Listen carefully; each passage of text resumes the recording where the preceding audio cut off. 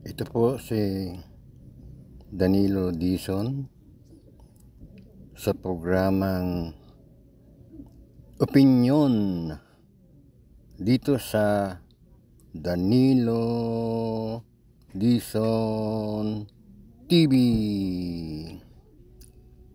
Magandang araw po sa inyong lahat at Happy New Year po sa lahat. Ang topic ko po ngayon ay tungkol sa sasagawang impeachment proceedings ng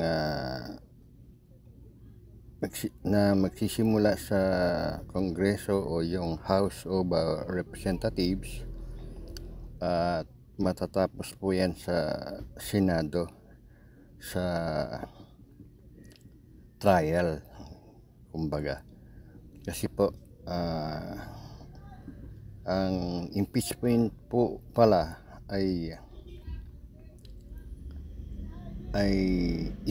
isang reklamo. Ang tawag diyan impeachment complaint na isinasampa ng mga tao o grupo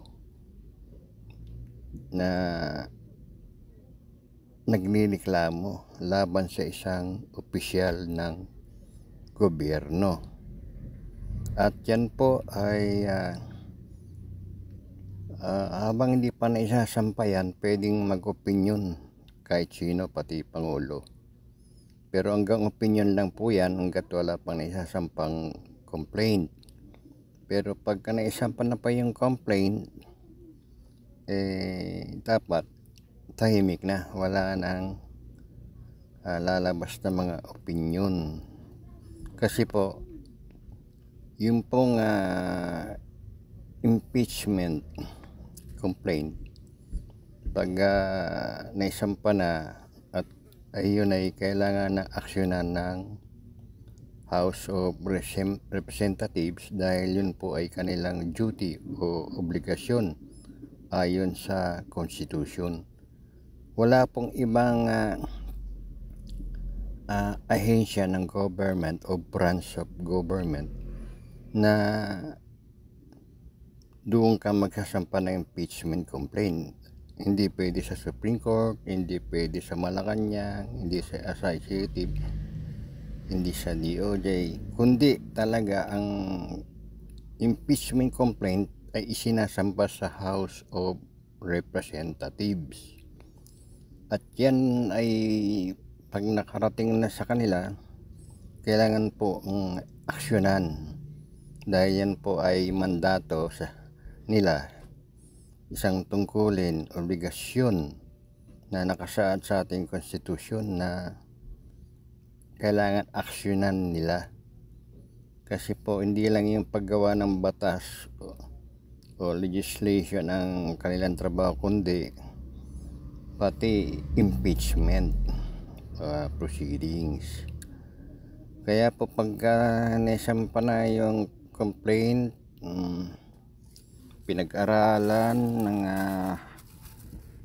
House of Representatives kung yan ay sufficient informed at pumunta sa step 2, sufficient in substance, at nakapasa, doon na po yan pupunta sa plenary nila para pag-usapan, pagbotohan at pipirma na ng Speaker of the House para isampa na sa Senado. At yung Senado naman, kikilos na rin sila. Kailangan kumilos na rin sila dahil yun din ay mandato ayon sa Constitution.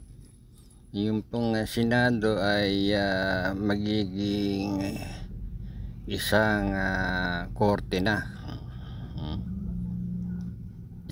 Impeachment court.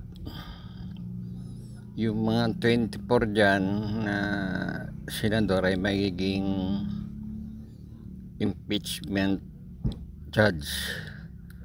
at sila ay sasama ng Chief Justice ng Supreme Court. Kailangan kasi ang mamumuno dyan ay isang nakakaalam, isang expert sa batas. Yun nga po yung Chief of the Supreme Court, Chief Justice. So siya ay nakamasid habang sinasagawa yung hearing, impeachment trial proceedings. At pag yan po ay naisampa na nga doon sa House of Representatives, doon wala na po pwedeng pumigil dyan kay Supreme Court, kay Senado, kay Presidente, kay isang malaking rally kahit na isang malaking rally, bawal po yan, lalo na kasi baka sila ay makasuhan ng obstruction. Parang walang iniwan dyan sa sa Davao, yung pinapasok ng mga pulis yung compound ni Boloy. May mga harang-harang doon, obstruction yun kasi pinipigilan nila yung trabaho ng mga pulis. Ganito rin yan sa impeachment, walang pwedeng humarang dyan dahil